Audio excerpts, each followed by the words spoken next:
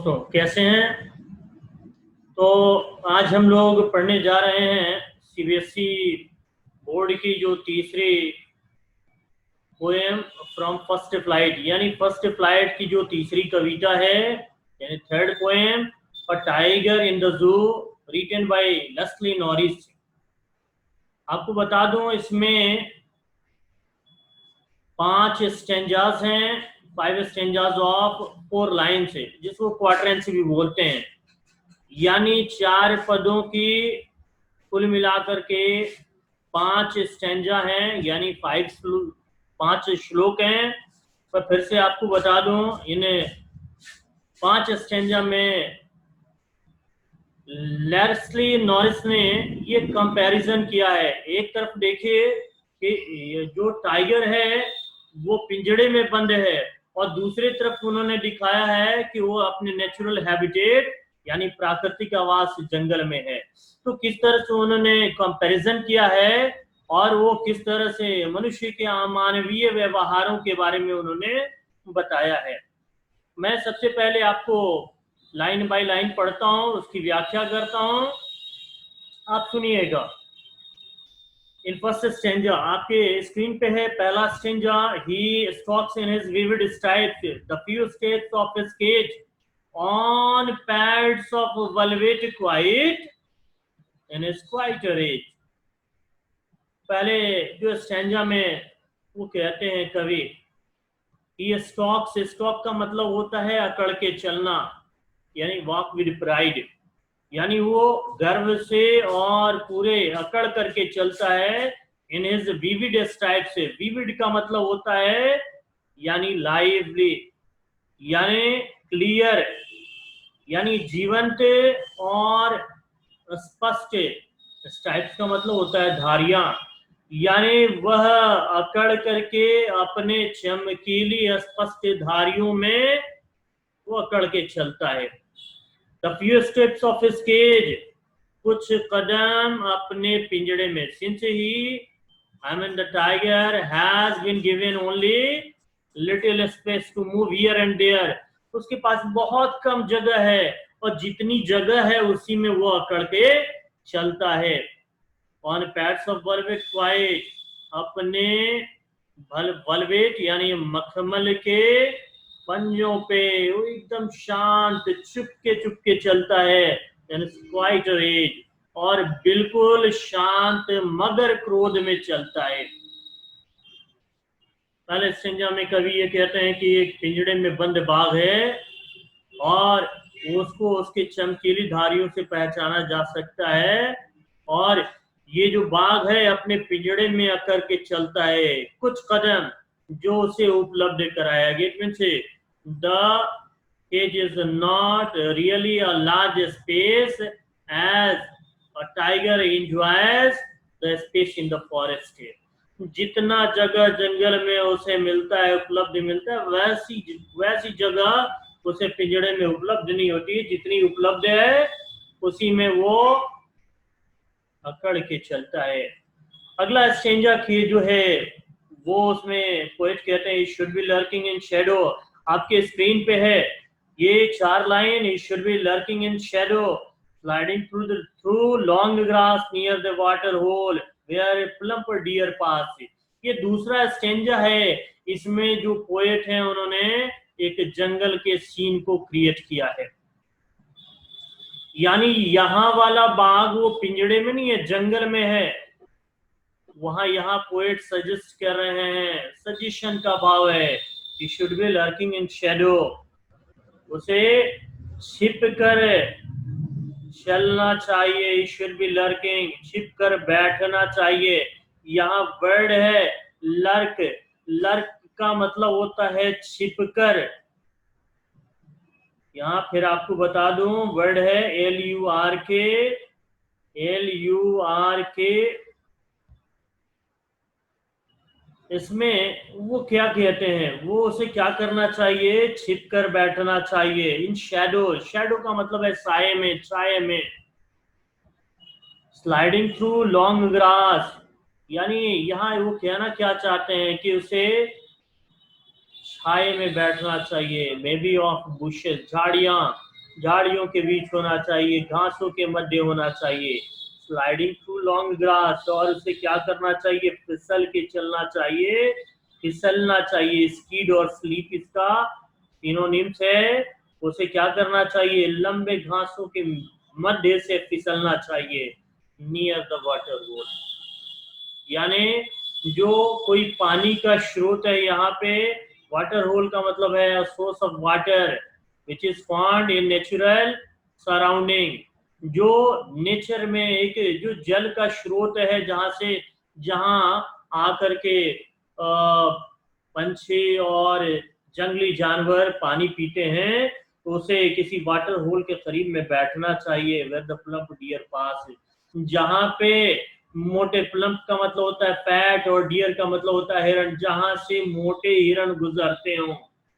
यानी यहाँ पे पोएट ये आइडिया दे रहा है कि ये जो टाइगर जो केज में बंद है, इसको यहाँ नहीं होना चाहिए। इसको कहाँ होना चाहिए, किसी जंगल में होना चाहिए, जहां उसे फिसल के चलना चाहिए, छुप करके बैठना चाहिए और घात लगा के बैठना चाहिए, किसी मोटे ताजे हिरण के लिए, किसी पानी के जल स्रोत के करीब।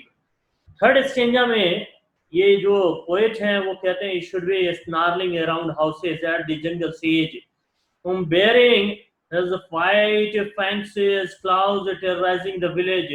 ये तीसरा स्टेंजा, इन 4 लाइन में फिर उन्होंने कंट्रास्ट उत्पन्न किया है।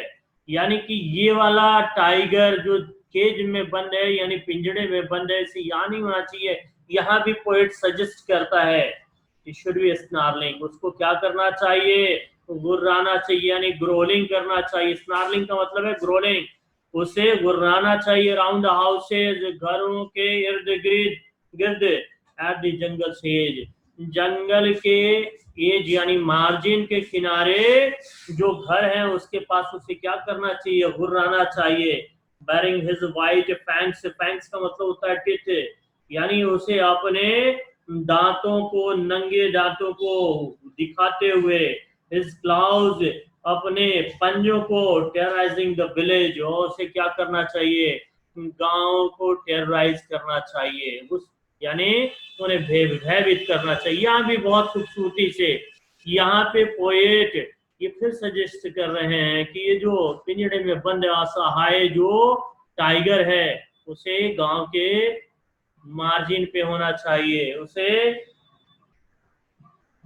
क्या करना चाहिए, स्नार्लिंग करना चाहिए, यानी गुर्राना, ग्रोलिंग करना चाहिए, घरों के इर्द गिर्द जो जंगल के किनारे उपलब्ध हैं। ये भी इसका अपना नेचुरल इनहेबिटेट है, और इसे अपने नंगे दांतों को, अपने पंजों को उभारना चाहिए, टेरराइजिंग द विलेज, और इस प्रकार से पूरे गांव को भयभीत करना चाहिए।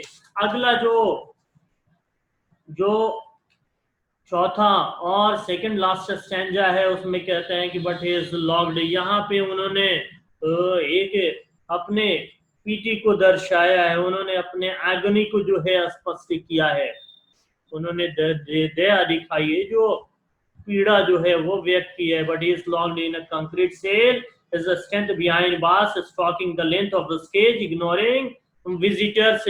आपकी स्क्रीन पे है, फिर से मैं रिपीट कर दूं, but he is locked in a concrete cell, is stand behind bars, stalking the length of the stage, ignoring visitors। ये चौथा जो स्टेंजा है, इसमें फिर से कवि जो है वो दर्शाता है टाइगर को, कहाँ, पिंजड़े में, मगर वह बंद है एक कंक्रीट सेल में। कंक्रीट का मतलब होता है a house or a cell made up of material like cement, sand, small pieces of stone and water।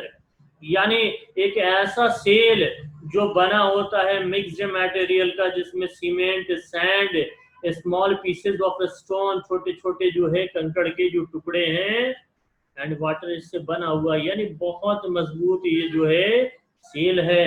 इसके पीछे वो बंद है, he is locked in a concrete cell, his strength behind bars, और उसकी जो ताकत है, as you know the tiger is really a powerful animal, it even kills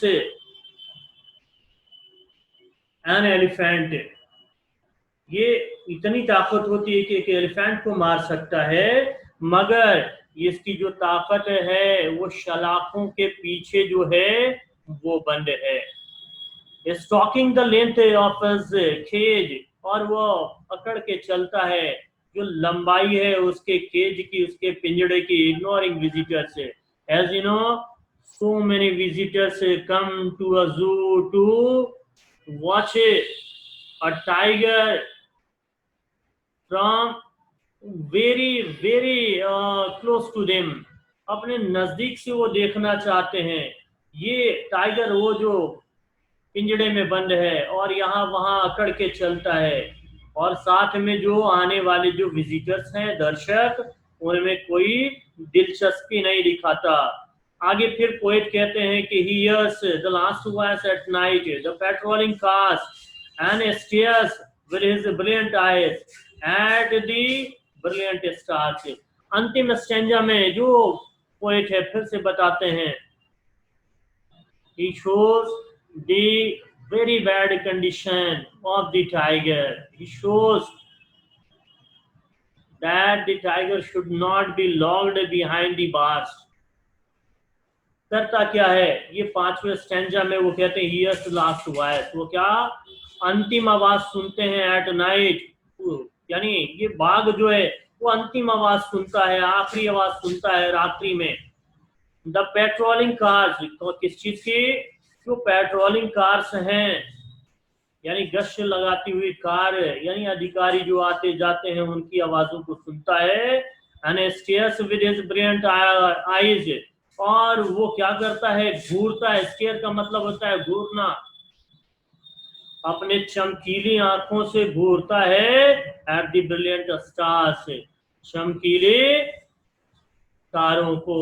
तो यहाँ पे इन्होंने कहा है कि ये जो जो टाइगर है उसे बंद नहीं किया जाना चाहिए सलाखों के पीछे। और through this the poet has raised an issue. What is the issue? That the animals should not be behaved with cruelty. Actually, to lock an animal behind the bar is a cruelty. ये एक प्रकार की क्रूरता है। Here he presents a case, he presents a strong case against the cruelty on animals। वो एक मुद्दा उठाते हैं, एक मामला जो है बनाते हैं, जो जानवरों के प्रति जो क्रूएलिटी है, क्रूरता है उसके प्रति, which are kept in cages, जो पिंजड़ों में बंद है। तो रियली ये बहुत खूबसूरत कविता है, और इस तरह से जो है उन्होंने एक जंगल में और एक पिंजड़े में बंद टाइगर का कंपैरिजन किया है। वाकई खूबसूरत कविता है, आप इसे एक दो बार और देखिए, और जो इसमें अच्छी चीज लगे उसके बारे में कमेंट कीजिए, लाइक कीजिए, शेयर कीजिए, और अगर अभी तक आपने चैनल को सब्सक्राइब नहीं किया है तो सब्सक्राइब कीजिए और बेल आइकन को जरूर प्रेस कीजिए, ताकि आगे आने वाले जितनी भी फर्स्ट फ्लाइट और उससे रिलेटेड जितने भी कंटेंट्स हैं वो जो वीडियो के शक्ल में आएगा वो आप तक पहुंच पाए। Thank you and have a nice day.